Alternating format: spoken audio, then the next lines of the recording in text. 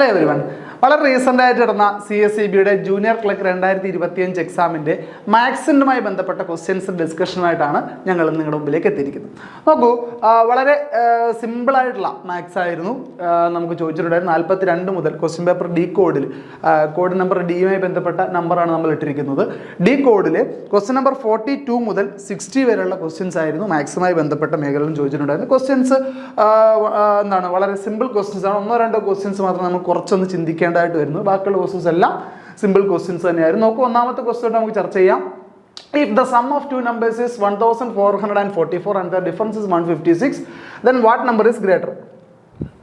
Which number is greater? അതായത് രണ്ട് സംഖ്യകളുടെ സമ്മും രണ്ട് സംഖ്യകളുടെ ഡിഫറൻസ് എപ്പോൾ തന്നാലും, ശ്രദ്ധിക്കുക, രണ്ട് സംഖ്യകളുടെ സമ്മും അവരുടെ ഡിഫറൻസ് എപ്പോൾ തന്നാലും വലിയ സംഖ്യ കണ്ടുപിടിക്കാൻ s+d/2 ചെയ്താൽ മതി. അതുപോലെ ചെറിയ സംഖ്യ കണ്ടുപിടിക്കാൻ s-d/2 ചെയ്താൽ മതി. ഈ s+d/2 എന്ന് പറഞ്ഞാൽ സം പ്ലസ് ഡിഫറൻസ് ആണ്. അപ്പോൾ 1444 കൂടെ എന്ത് ചെയ്യുക, ഡിഫറൻസ് കൂട്ടുക, 156 കൂട്ടുക. നോക്കുക, 6 4 10 ആണ്, 5 4 9 10 ആണ്, 4 1 5 1 6 ആണ്, 1600 ആണ്. സമ്മും ഡിഫറൻസോട് കൂട്ടിയപ്പോൾ കിട്ടി. അതിൻ്റെ പകുതി എടുക്കുക. 1600ൻ്റെ പകുതി എത്രയാണ്? /2 ചെയ്താൽ എത്ര കിട്ടും?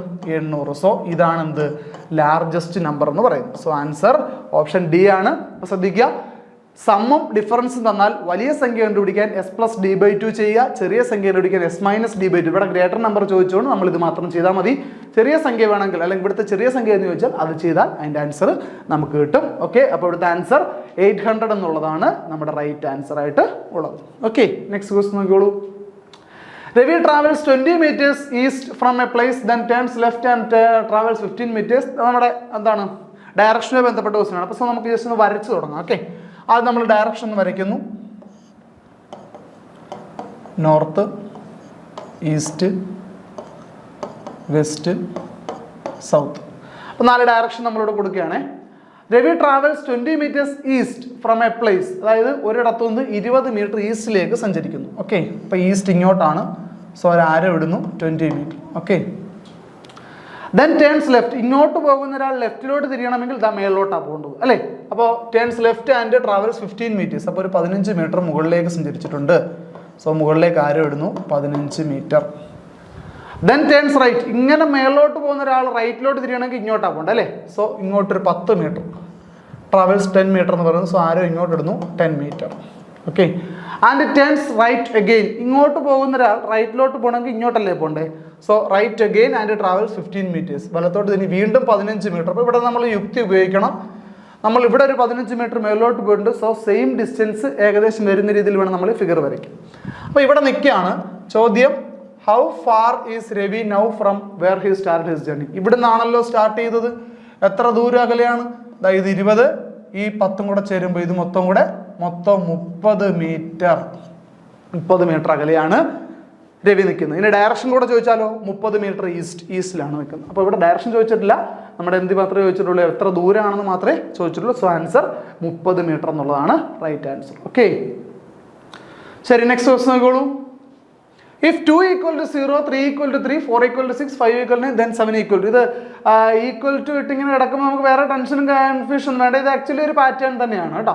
അപ്പോൾ നോക്കൂ, 2ന്റെ സ്ഥാനത്ത് 0 ആണ് കൊടുത്തിരിക്കുന്നത്, 3യുടെ സ്ഥാനത്ത് 3 ആണ് കൊടുത്തിരിക്കുന്നത്, 4ന് ഈക്വലായിട്ട് 4ഉം 5ന് ഈക്വലായിട്ട് 9ഉം പറഞ്ഞിട്ട് അങ്ങനെയാണെങ്കിൽ 7ന് ഈക്വലായിട്ട് എന്ത് എഴുതാൻ പറ്റുന്ന നിങ്ങൾ ഇതിനെ ഒരു പാറ്റേൺ ആയിട്ട് കണ്ടാൽ മതി. ഇതാ നോക്ക്, 2ൽ നിന്ന് ഇങ്ങോട്ട് +1, 3ൽ നിന്ന് ഇങ്ങോട്ട് ആൾട്ടർനേറ്റ് ആയിട്ടുള്ള ആൾക്കാരാണ് +1, 4ൽ നിന്ന് ഇങ്ങോട്ട് +1 അല്ലേ. അതിന് ഈക്വലായിട്ട് കിടക്കുന്നു 0. 0ൽ നിന്ന് ഇങ്ങോട്ട് വരുമ്പോൾ +3, ഇതാ ഇങ്ങോട്ട് വരുമ്പോൾ വീണ്ടും +3, വീണ്ടും ഇങ്ങോട്ട് പോകുമ്പോൾ +3. അപ്പോൾ 3 വീതം കൂട്ടി പോകുന്നുണ്ട്. ദെൻ അങ്ങനെയാണെങ്കിൽ 5ൻ്റെ കൂടെ 1 കൂട്ടിയാൽ അടുത്ത 6 ആ വരേണ്ടത്. പക്ഷേ ചോദിച്ചിരിക്കുന്നതോ 7 ആണ്. അതാണ് നമ്മളെ തെറ്റിക്കാൻ സാധ്യതയുള്ളത്. സോ 5ൻ്റെ കൂടെ 1 കൂട്ടി ഇവിടെ 6 ഉണ്ടെന്ന് കരുതൂ. ദെൻ നമുക്കത് വേണ്ട, നമുക്ക് 7 മതി. ഇപ്പോൾ +1. സോ 9ൻ്റെ കൂടെ ഇവിടെ അല്ല, നമുക്ക് ഇവിടുത്തെ ആളെ വേണ്ടത്. സോ +3 +3, മൊത്തം ഒരു 6ഉം കൂടെ കൂട്ടുന്ന 9ൻ്റെ കൂടെ അല്ലേ. 9ൻ്റെ കൂടെ ഒരു 3 വരും 12. 6 = 12 എന്നാണ് വരേണ്ടത്. ദെൻ വീണ്ടും ഒരു 3 കൂട്ടുമ്പോൾ 7 = 12, 3 15. സോ നമ്മുടെ റൈറ്റ് ആൻസർ ഓപ്ഷൻ ബി 15 ആണ്. ഓക്കെ ആണല്ലോ. നെക്സ്റ്റ് ക്വസ്റ്റ്യൻ നോക്കിയോളൂ. Which one of the following fractions is the largest? ഫ്രാക്ഷനുകൾ വലുതാന്ന് നോക്കാൻ നമുക്ക് ഡിനോമിനേറ്ററുകളെ ഒന്നും ചുരുക്കി കോമൺ ആക്കാൻ പറ്റാത്തൊരു സാഹചര്യത്തിൽ നമുക്ക് ക്രോസ് മൾട്ടിപ്ലിക്കേഷൻ ആണുള്ള വഴി. സോ ഓരോ ജോഡി എടുത്ത് ഏതാ വലുത് ഏതാ ചെറുത് നോക്കണം. ഞാൻ എയും ബിയും കൂടെ ഓപ്ഷൻ എടുക്കുകയാണ്. 10/11 ഞാൻ റൈറ്റിലോട്ട് മാറ്റി. രണ്ടാമത്തെ ഓപ്ഷൻ 14/15. ഇതിനെ ക്രോസ് മൾട്ടിപ്ലൈ ചെയ്ത് ചെക്ക് ചെയ്ത് നോക്കുന്നു. 15 × 10 ഗുണിച്ച് ലെഫ്റ്റ് സൈഡിൽ എഴുതണം. 15 × 10 എത്രയാണ്? 150 ആണ് അല്ലേ. ഈക്വൽ ടു 14 × 11 ഗുണിച്ച് റൈറ്റ് സൈഡിൽ എഴുതണം. 14 × 11 പറഞ്ഞാൽ 154 ആണ്. സോ 154. ഇതിൽ ആരാണ് വലുത്? 154 അല്ലേ. സോ വലിയ ഫ്രാക്ഷൻ ഇയാളായിരിക്കും. 14/15 ആയിരിക്കും. ദെൻ അയാളെടുത്ത് നമുക്ക് തേർഡ് ഫംഗ്ഷനായിട്ട് നോക്കാം. നമുക്ക് 4 പേരിൽ ആരാ വലുതെന്ന് ചോദിച്ചേക്കുന്നത്. സോ 12/13 കൊണ്ട് നോക്കിയാലോ. 14/15 12/13 ക്രോസ് മൾട്ടിപ്ലൈ ചെയ്താൽ 14 × 13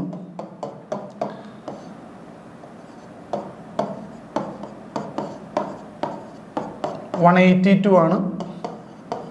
15 × 12 12 120 60 180 180 ആണ്. സോ വലുത് 180. സോ ഇയാളാണ് വലുത്. വീണ്ടും 14/15 ആണ് വലുത്. ലാസ്റ്റുമായിട്ട് നോക്കുമ്പോൾ 14/15 13/14. ഓക്കെ, 14 ഇങ്ങോട്ട് ഗുണിക്കുക. 14 × 14 196 ആണ്. 15 × 13 എന്ന് പറയുമ്പോൾ 130 65 195 195. അപ്പോൾ ഇവിടെ ഒരു സംഖ്യയുടെ വ്യത്യാസത്തിൽ ഇതാണ് വലുത്. So this is the largest fraction. 14/15 ആണ് largest fraction. So option B ആണ് നമ്മുടെ റൈറ്റ് ആൻസർ. അപ്പോൾ നമ്മൾ ചെക്ക് ചെയ്ത് നോക്കുക. ഡിനോമിനേറ്ററിൽ നമുക്ക് സെയിം ആക്കാൻ പറ്റാത്ത സാഹചര്യത്തിൽ നമുക്ക് ഇങ്ങനെ ക്രോസ് മൾട്ടിപ്ലൈ ചെയ്ത് വലുതും ചെറുതും കണ്ടുപിടിക്കലാണ് ചെയ്യാൻ പറ്റും. ഓക്കെ ഓക്കെ, ഓപ്ഷൻ ബി 14/15 ആണ് റൈറ്റ് ആൻസർ. നെക്സ്റ്റ് ക്വസ്റ്റ്യൻ നോക്കോളൂ. Hari drives his car at a speed of 54 km/h for 20 minutes. Hari തൻ്റെ വാഹനം 54 km/h വേഗതയിൽ 20 മിനിറ്റോളം വണ്ടി ഓടിച്ചു. അങ്ങനെയാണെങ്കിൽ എത്ര ദൂരം യാത്ര ചെയ്തിട്ടുണ്ടാകും എന്നുള്ളതാണ് ചോദ്യം. അപ്പോൾ 20 മിനിറ്റിലേക്ക് ഓടിച്ചു എന്ന് പറയുമ്പോൾ വേഗത തന്നിരിക്കുന്ന km/h. അപ്പോൾ നമുക്ക് മിനിറ്റിൽ എത്ര ഓടി എന്ന് അറിയണമെങ്കിൽ നമുക്ക് km/min കൺവേർട്ട് ചെയ്ത് നോക്കാം. ഈ വേഗത സ്പീഡ് എന്ന് പറയുന്നത് 54 km/h അല്ലേ. 1 മണിക്കൂറിൽ 54 കിലോമീറ്റർ അല്ലേ, അങ്ങനെയല്ലേ? അങ്ങനെയാണെങ്കിൽ 1 മണിക്കൂറിൽ 54 കിലോമീറ്റർ ആണെങ്കിൽ 54 km/60 മിനിറ്റ് എന്ന് പറഞ്ഞൂടെ? 60 മിനിറ്റ് അല്ലേ 1 മണിക്കൂർ. അപ്പോൾ 60 മിനിറ്റിൽ 54 കിലോമീറ്റർ, ശരിയാണോ? അപ്പോൾ 60 മിനിറ്റിൽ 54 കിലോമീറ്റർ ആണ് ഓടുന്നതെങ്കിൽ 1 മിനിറ്റിൽ ഓടുന്ന ദൂരം അല്ലെങ്കിൽ 1 മിനിറ്റിൽ ഓടുന്ന ദൂരം കണ്ടുപിടിച്ച് 20 കൊണ്ട് ഗുണിച്ചാൽ പോരെ. ഈ 1 മിനിറ്റിൽ ഓടുന്ന ദൂരം തന്നെ ഈ 54/60 എന്ന് പറയുന്നത്. 54/60 എന്ന് പറഞ്ഞാൽ എന്താണ്? 1 മിനിറ്റിൽ ഓടുന്ന ദൂരമാണ് 54/60 കേട്ടോ. അപ്പോൾ 54/60 എന്ത് ചെയ്താൽ മതി? 20 കൊണ്ട് മൾട്ടിപ്ലൈ ചെയ്താൽ മതി, ആൻസർ കിട്ടും. 54/60 20 മൾട്ടിപ്ലൈ ചെയ്ത് എങ്ങനെ കിട്ടും? 0 0 പോയി. അതാണ്ട് 1 2 1 3 3 ആണ്. 2 3 6 ആണ് അല്ലേ. സോറി, 1 2 2 ആണ്. 3 2 6 ആണ്. 54നെ 3 ഡിവൈഡ് ചെയ്താൽ 18 കിലോമീറ്റർ. ഓക്കെ, അതല്ലെങ്കിൽ നിങ്ങൾക്ക് എങ്ങനെ ചെയ്യാൻ ബുദ്ധിമുട്ടുണ്ടെങ്കിൽ ഇങ്ങനെ ചെയ്താലും മതി. 54 km/h ആണ് വേഗത. 20 മിനിറ്റിൽ എത്ര പോയെന്ന് അറിയാം? 20 മിനിറ്റിനെ ആദ്യം അവറിലോട്ട് മാറ്റുക. മിനിറ്റിനെ എങ്ങനെയാണ് മണിക്കൂറിലോട്ട് മാറ്റുന്നത്? 60 കൊണ്ട് ഡിവൈഡ് ചെയ്താൽ മതി അല്ലേ. അപ്പോൾ 20 മിനിറ്റിനെ 20/60 ഇത്ര മണിക്കൂർ എന്ന് പറയാം നമുക്ക്. 20 മിനിറ്റിനെ മണിക്കൂറാക്കാൻ എന്ത് ചെയ്താൽ മതി? 60 കൊണ്ട് ഡിവൈഡ് ചെയ്താൽ മതിയല്ലോ. അപ്പോൾ 20/60 കൊണ്ട് മൾട്ടിപ്ലൈ. 20/60 എന്ന് പറയുന്നത് എന്താ? 2/6 അല്ലെങ്കിൽ 1/3 എന്ന് എഴുതാം. തൽക്കാലം ഞാൻ ഇങ്ങനെ എഴുതാം. അപ്പോൾ 2/6 എന്താണ്? മണിക്കൂറാണ്. എന്ത്? 20 മിനിറ്റ് എന്ന് പറയുന്നത്.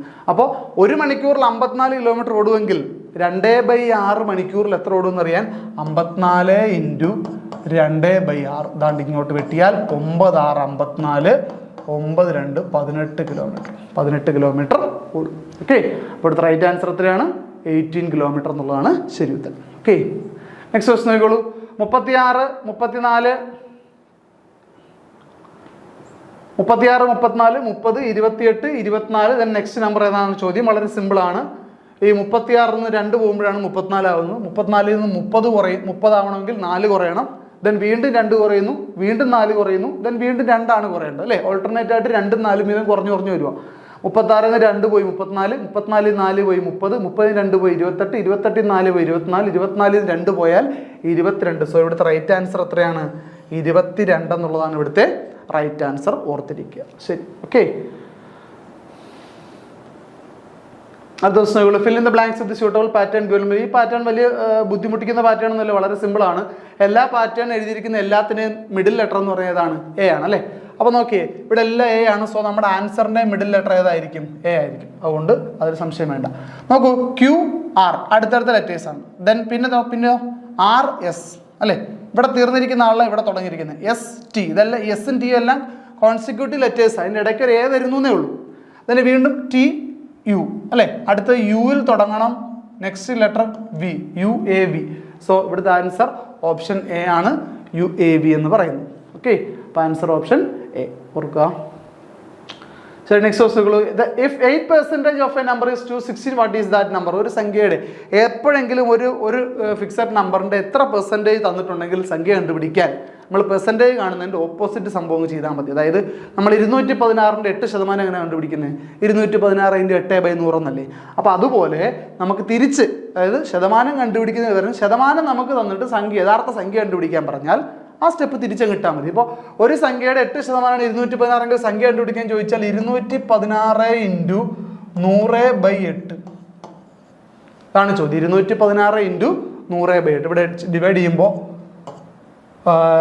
എന്താണ് 2 8 16, ശിഷ്ടം 5 ഉണ്ട്, 56, 8 7 56. അപ്പോൾ 27 എന്ന് കിട്ടും. 27 × 100 2700. നമ്മുടെ ഓപ്ഷൻ സി ആണ് റൈറ്റ് ആൻസർ. ഓക്കെ, അപ്പോൾ ഓപ്ഷൻ സി 2700 ആണ് ഇവിടുത്തെ റൈറ്റ് ആൻസർ. നോക്കൂ, അപ്പോൾ നമുക്ക് പെർസെൻറ്റേജ് തന്നാൽ തിരിച്ച് സംഖ്യയിലേക്ക് എത്താൻ എന്ത് ചെയ്താൽ മതി? 100 മേളിലും പെർസെൻറ്റേജ് താഴെയായിട്ട് ഗുണിച്ചാൽ മതി. ഓക്കെ, ശരി. നെക്സ്റ്റ് ക്വസ്റ്റ്യൻ നോക്കിയോളൂ. 9th question. When looking through the mirror, the time on the clock is 10:20.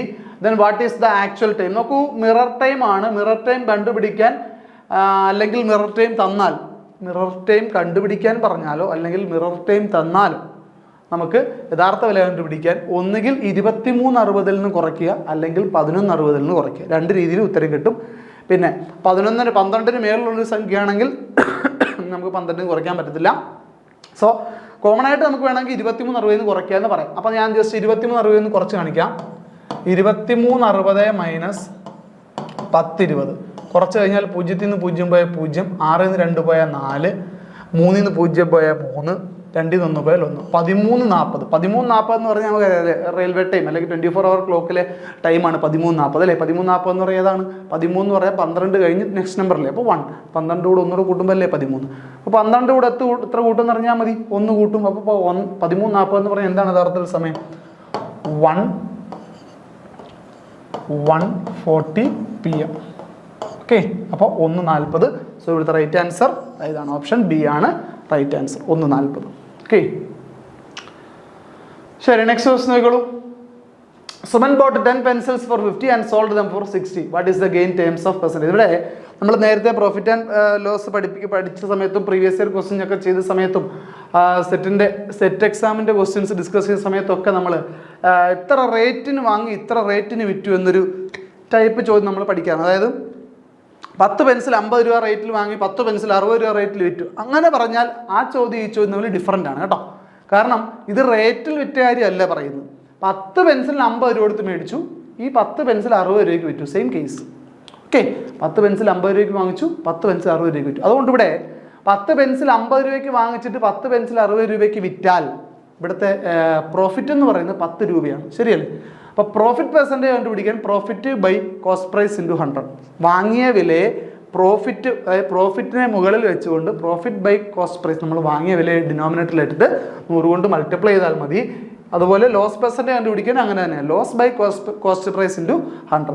അപ്പോൾ ഇവിടെ നമുക്ക് പ്രോഫിറ്റ് ആയിട്ട് കിട്ടിയിരിക്കുന്ന 10 രൂപയാണ് നമ്മുടെ ലാഭം, ബൈ 50 രൂപയാണ് നമ്മുടെ കോസ്റ്റ് പ്രൈസ്. നമ്മൾ വാങ്ങിയ വില 50 ആണ്, × 100. ഇത്രയേ ഉള്ളൂ. അതിൻ്റെ അകത്ത് 100നെ സിംപ്ലിഫൈ ചെയ്താൽ 250 100 ആണ്, 2 × 10 20. അപ്പോൾ 20% ഇവിടുത്തെ എന്ത് പ്രോഫിറ്റ് എന്ന് പറയുന്നത്. ഓക്കെ, ശരി. നെക്സ്റ്റ് നോക്കിയോളൂ. If 125 is increased by 20%, it becomes 125നെ 20% വർദ്ധിപ്പിച്ചാൽ എത്രയാവും? നോക്കൂ, ഏതൊരു സംഖ്യ നമുക്ക് തന്നാലും അത് 100%. ഇപ്പോൾ നമ്മുടെ ഏത് രൂപ 50 എന്നൊരു സംഖ്യ, അതിനെ 10% വർദ്ധിപ്പിക്കുക. സോ 50 എന്ന് പറഞ്ഞാൽ അവിടുത്തെ 100%, അതിനെയാണ് 10% വർദ്ധിപ്പിക്കേണ്ടത്. അപ്പോൾ ഇവിടെ നമ്മൾ 125ൻ്റെ 20% കണ്ടുപിടിച്ചിട്ട് അത് കൂട്ടാനൊക്കെ പോയി കഴിഞ്ഞാൽ നമുക്ക് പിന്നെ ഒരു സ്റ്റെപ്പ് കൂടെ അധികം വരും. നമ്മൾ അതിൻ്റെ ആവശ്യമൊന്നുമില്ല. ഇവിടെ നമ്മൾ 125-ന് 20% കൂട്ടണമെന്ന് പറഞ്ഞാൽ നിലവിൽ 125 എന്ന് പറയുന്നത് 100%, കംപ്ലീറ്റ് ആയ ഒരാളാണ്. സോ 20% കൂട്ടണമെങ്കിൽ 125-ന്റെ 100 ആണ് 20 കൂട്ടണം. സോ 120% ഡയറക്റ്റ് കണ്ടുപിടിച്ചാൽ മതി. 120/100 മനസ്സിലായോ? 125-ന്റെ 120% കണ്ടുപിടിച്ചാൽ 20% ഇൻക്രീസ് ചെയ്യണം. ഈ 80% കണ്ടുപിടിക്കണമെങ്കിൽ അല്ലെങ്കിൽ 20% ഡിക്രീസ് ചെയ്ത് കണ്ടുപിടിക്കണമെന്നുണ്ടെങ്കിൽ 100 ആണ് ഇപ്പോൾ ഉള്ളത്, 20% ഡിക്രീസ് ചെയ്ത് കണ്ടുപിടിക്കണമെങ്കിൽ 80% ചെയ്താൽ മതി. ഓക്കെ, അപ്പോൾ അതാണ്ട് 100-നെയും 125-നെയും ക്യാൻസൽ ചെയ്ത് 25 4 100 ആണ്, 25 5 125 ആണ്. 4 ഇവിടെ ചെയ്താൽ 30 4 120, 30 × 50 സോറി 30 × 5 150. സോ ഇവിടുത്തെ റൈറ്റ് ആൻസർ 150, ഓപ്ഷൻ ബി ആണ് right answer. Okay okay, next question നോക്കൂ. 2 inches ഈക്വൽ ടു 2 ഇഞ്ച് എന്ന് പറഞ്ഞാൽ എത്രയാണെന്നുള്ളതാണ്. അപ്പോൾ ഇഞ്ച് ടു സെൻറ്റിമീറ്റർ കൺവേർഷനാണ് നമ്മൾ ഇതിനകത്ത് കൃത്യമായിട്ട് അറിഞ്ഞിരിക്കേണ്ടത്. ഇഞ്ച് ടു സെൻറ്റിമീറ്റർ കൺവേർഷൻ എന്ന് പറഞ്ഞാൽ 1 ഇഞ്ച് എന്ന് പറഞ്ഞാൽ 1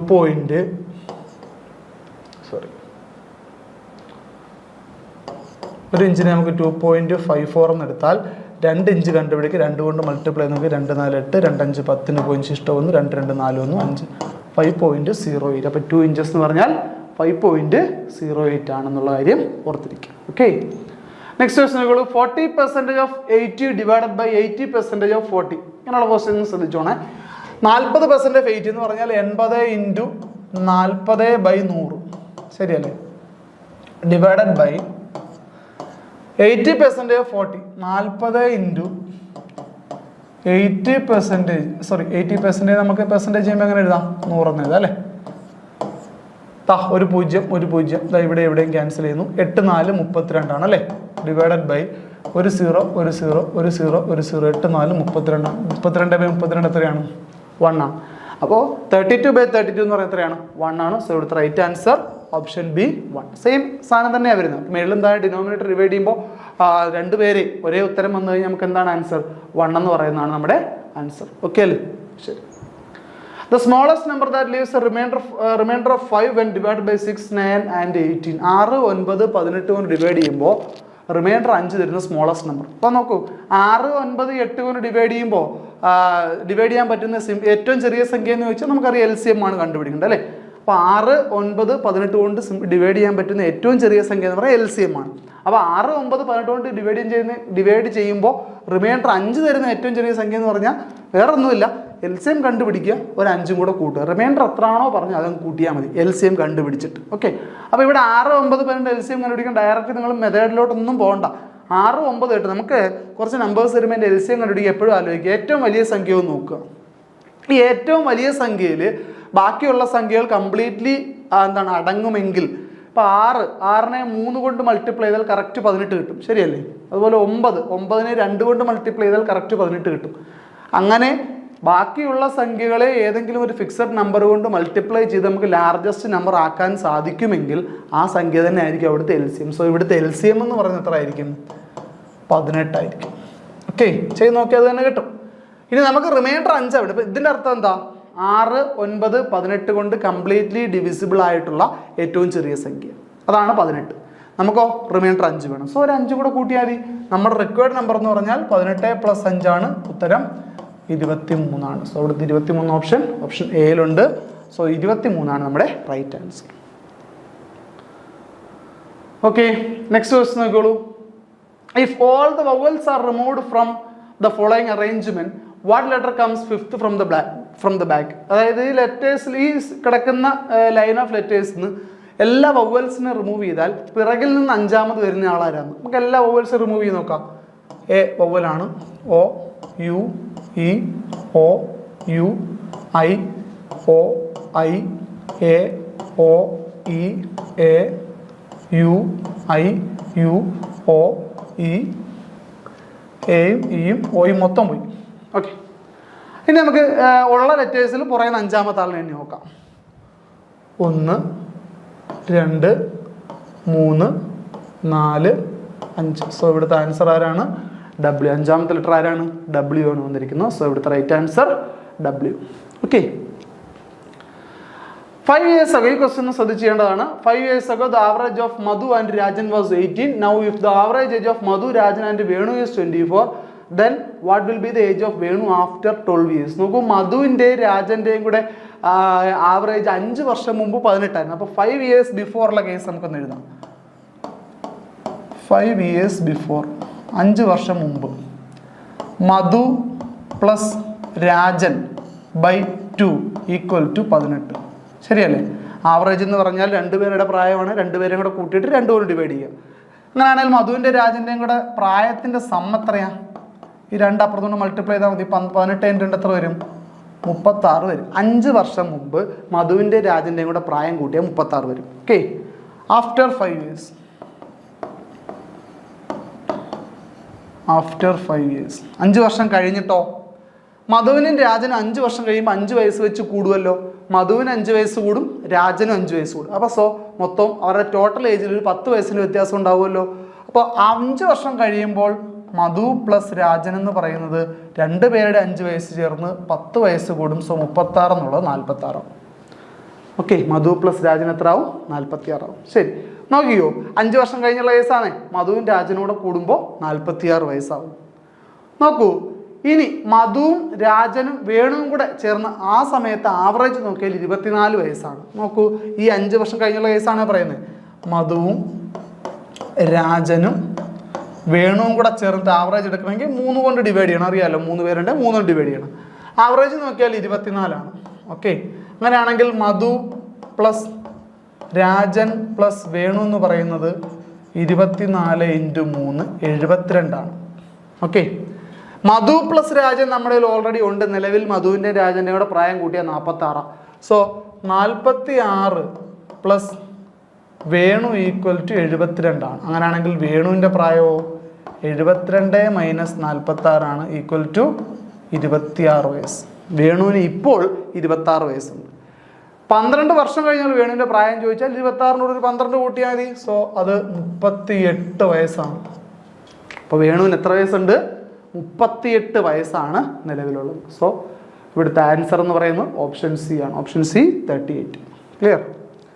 നെക്സ്റ്റ് ക്വസ്റ്റ്യൻ നോക്കൂ. If rose is coded as 6821, chair is coded as 73456 and preach is coded as.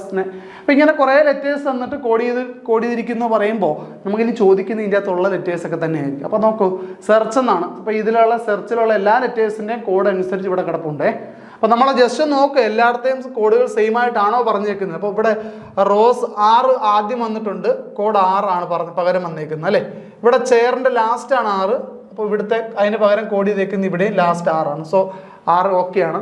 ഏതെങ്കിലും 1-2 ലെറ്റേഴ്സ് നമ്മൾ കൺഫേം ചെയ്യുക. ഇവിടെ നമുക്ക് പ്രീച്ചിൽ 3-ാമത്തെ ലെറ്റർ, 3-ാമത് എഴുതിയേക്കുന്നത് 1 ആണ് അല്ലേ.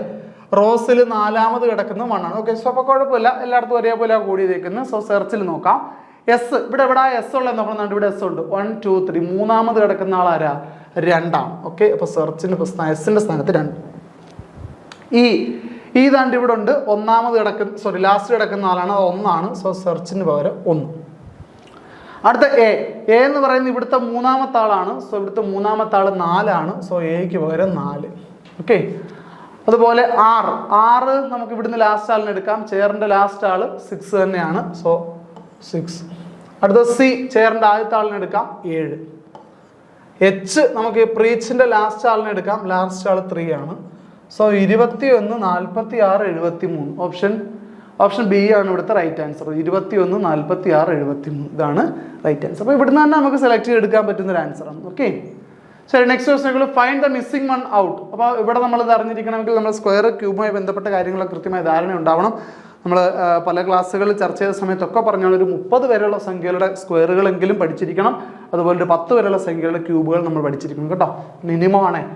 അപ്പോൾ നമുക്ക് 25 650 തമ്മിൽ എന്തെങ്കിലും ബന്ധമുണ്ടോ എന്ന് ചോദിച്ചാൽ 25ൻ്റെ സ്ക്വയർ 625. അതിൻ്റെ കൂടെ സംഖ്യയായ 25 കൂടെ കൂട്ടിയാൽ 650 വരും. ഓക്കെ, 35ൻ്റെ സ്ക്വയറിൻ്റെ കൂടെ 35 കൂട്ടിയാൽ 1260 വരുമെങ്കിൽ ആ റിലേഷൻ കീപ്പ് ചെയ്ത് നമുക്ക് 3-ാമത്തെ ആളിലേക്ക് പോകാം അല്ലേ. 35ൻ്റെ സ്ക്വയർ എന്ന് പറഞ്ഞാൽ 35നെ 35 ആണല്ലോ 35ൻ്റെ സ്ക്വയർ കിട്ടുന്നത്. അപ്പോൾ 35ൻ്റെ സ്ക്വയർ കണ്ടുപിടിക്കാൻ നമുക്ക് വേണമെങ്കിൽ 900 പ്ലസ് 25 പ്ലസ് 300 5 2 1225 കൂടെ 35 കൂടെ കൂട്ടിയാൽ 5 5 10 3 5 1 6 2 1260 വരുന്നുണ്ട്. ഓക്കെ, ശരിയാണ്.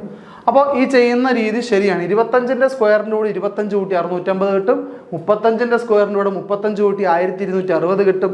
അങ്ങനെയാണെങ്കിൽ 45ന്റെ സ്ക്വയർ എത്രയാണോ അതിൻ്റെ കൂടെ 45 കൂട്ടിയാൽ നമുക്ക് അതിൻ്റെ ആൻസർ കിട്ടും. സോ 45ന്റെ സ്ക്വയർ കണ്ടുപിടിക്കാൻ 40ന്റെ സ്ക്വയർ 1600 ആണ്, പ്ലസ് 5ന്റെ സ്ക്വയർ 25 ആണ്, പ്ലസ് 2 × 40 80 × 5 400 ആണ്. സോ 5 2 10 2 2025ൻ്റെ കൂടെ ഒരു 45 കൂടെ കൂട്ടിയാൽ മതി. 10 7 0 2 2070 ആണ് നമ്മുടെ റൈറ്റ് ആൻസർ. ഓപ്ഷൻ സിയിൽ റൈറ്റ് ആൻസർ ഉണ്ട് 2070. ഓക്കെ, അപ്പോൾ സ്ക്വയർ കണ്ടുപിടിക്കുക, ആ സംഖ്യ കൂട്ടുക, അത്രേ ഉള്ളൂ. ഓക്കെ, നമ്മുടെ ലാസ്റ്റ് ക്വസ്റ്റ്യൻ നോക്കിക്കോളൂ. 50 students were there in a class who took a mental ability test. 6 of the students did not qualify. Out of the remaining, Akhil ranked 14th from the last. What will be his rank from the top? നോക്കൂ, 50 കുട്ടികളുടെ ഒരു ക്ലാസ്സിൽ ഒരു mental ability test നടത്തിയപ്പോൾ അതിൽ 6 കുട്ടികൾ qualify ചെയ്തില്ല. അപ്പോൾ ക്വാളിഫൈ ചെയ്ത കുട്ടികളുടെ എണ്ണം എത്രയാണ്? 44 പേരാണ്. ഇവിടെ ശ്രദ്ധിക്കേണ്ട ഒരു കാര്യം, out of the remaining Akhil ranked 14th from last. Akhil പിറകിൽ നിന്ന് 14ാമതാണ്. അങ്ങനെയെങ്കിൽ ക്രൊണോളജിക്കൽ ഓർഡർ നോക്കിയാൽ, തുടക്കത്തിൽ നിന്ന് നോക്കിയാൽ അഖിൽ എത്രാമതാണ്, ടോപ്പിൽ നിന്ന് എത്രാമത്തെ റാങ്കിലാണ് അഖിൽ നിൽക്കുന്നതെന്നാണ്. അപ്പോൾ ഇത് സാധാരണ കേസിൽ നമ്മൾ ഇതേപോലെയുള്ള ക്വസ്റ്റ്യൻസ്, ഇതിൻ്റെയൊക്കെ എന്താണ് ബേസിക് ക്വസ്റ്റ്യൻസ് ഒക്കെ, അതായത് ക്വസ്റ്റ്യൻ കുറച്ച് ട്വിസ്റ്റ് ചെയ്തിട്ടാണ് ഈ ചോദിച്ചിരിക്കുന്നത്.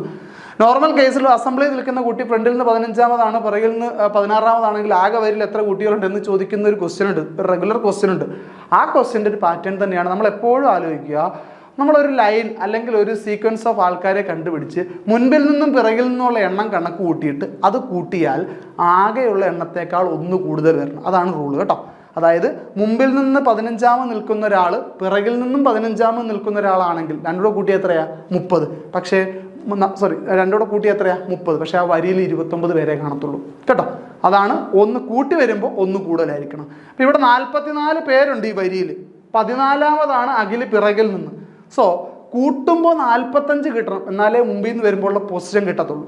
അപ്പോൾ 45 കിട്ടണമെങ്കിൽ 44-നകത്ത് നിന്ന് 1 കൂടുതലുള്ള 45 നമ്മുടെ ആൻസർ ആയിട്ട് വരേണ്ടത്.